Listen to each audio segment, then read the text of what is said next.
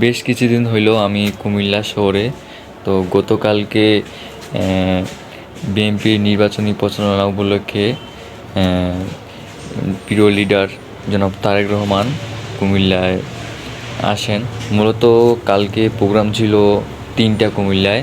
তো আমি বর্তমানে যেখানে আছি সেখান থেকে এইখানে যে প্রোগ্রামটা হয় সেখানে দূরত্ব ছিল প্রায় 10 থেকে 15 কিলো।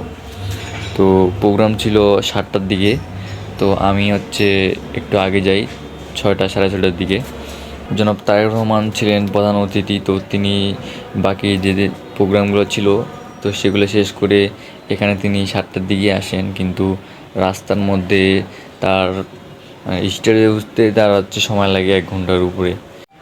তারপরও মনে করেন যে 4-5 ঘন্টা মিনিমাম তো আপনার সবাইকে ওয়েট করা লাগছে। তো সে কারণেই বেশি মানুষ হওয়ার কারণে অনেকজনে শরীর খারাপ করছে। তো মেডিকেল টিম ছিল, তো মেডিকেল টিম অনেক হেল্প করছে।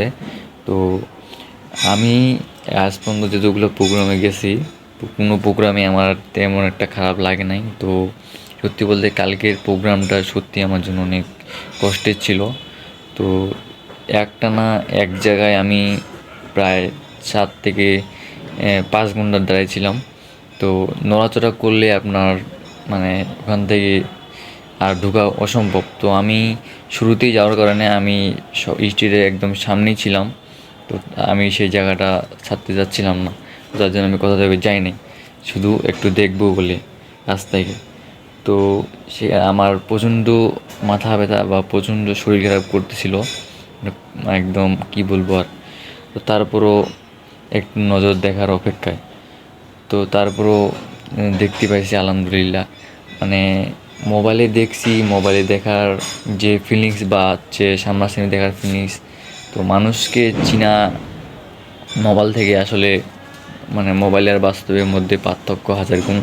তো বাস্তবে মানুষটাকে দেখার পর তার প্রতি ভালোবাসা বা যে রেসপেক্ট থাকে তো এটা হাজার গুণে বেড়ে গেছে। তো আমি যেটা মনে করছিলাম যে অনেক মানে আহামরি কোনো কিছু আসলে না, তা না। ওনার আশেপাশে যেগুলো স্থানীয় নেতাকর্মী ছিল বা কেন্দ্রীয় নেতাকর্মী ছিল, তো তাদের চাইতে অনেক গুণ আমাদের মানে জনাব তারেক রহমানের মানে কথাবার্তা, তারপর পোশাক আশাক সব কিছুই আপনার সাধারণ, অনেক সাধারণ। তো আপনারা যারা দল করেন না বা দল মানে মানে জাস্ট এগুলা মনে হইতে পারে যে আমি হয়তো বা এগুলা মানে বানায় বানায় বলতেছি। তো তাদের উদ্দেশ্যে বলবো, আপনারা যদি সুযোগ হয় একবার হলেও তার সামনাসামনি তার কাছে যাওয়ার চেষ্টা করুন বা তার সাথে মিশে মানে দেখার চেষ্টা করুন, বোঝার চেষ্টা করুন। একটা বিষয় সেটা আমি তো শুরুতেই বললাম যে আমি সামনে ছিলাম। তো সামনে থাকার কারণে আমি এখানকার আমার স্থানীয় কয়েকটা ফ্রেন্ড সার্কেল আছে, কয়েকটা বড় ভাই আছে, তো সবার সাথে আমি দেখা করি। তো সবাই মিলে আমরা প্রায় ওরা পলিটিক্যাল থেকে, তো ওরা আসছিল প্রায় 200 জনের মতো।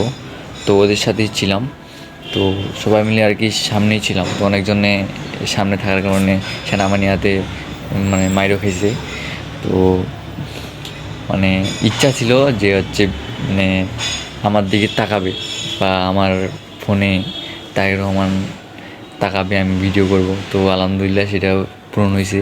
তো আমি ভিডিও করতেছি আর পাশ থেকে আমার একটা ফ্রেন্ড চিল্লাচ্ছিল লিডার লিডার বলে। তো ফোনের দিকে তাকায় এবং একটা মুচকি হাসি দেয়। তো সেই মুহূর্তটা আসলে মানে বলে আর কি বোঝানো সম্ভব না। আসলে এটা একটা সুন্দর দৃশ্য আমার জন্য, বেশ মানে সময় ছিল কালকে। 5ই আগস্টের পর থেকে হয়তো বা আপনারা এই জিনিসটা লক্ষ্য করছেন যে বিএনপি এই যে প্রোগ্রামগুলো হচ্ছে বর্তমানে। তো কালকের প্রোগ্রামটার কথা কই, তো সেই প্রোগ্রামে আপনাদের মানে মানে জেনারেশন জেন জি বা এই প্রজন্মের যারা আছে জেন আলফা, তাদের উপস্থিতি ছিল ও সব থেকে বেশি। তো তাদের পছন্দের জায়গায় তারেক রহমান আছে।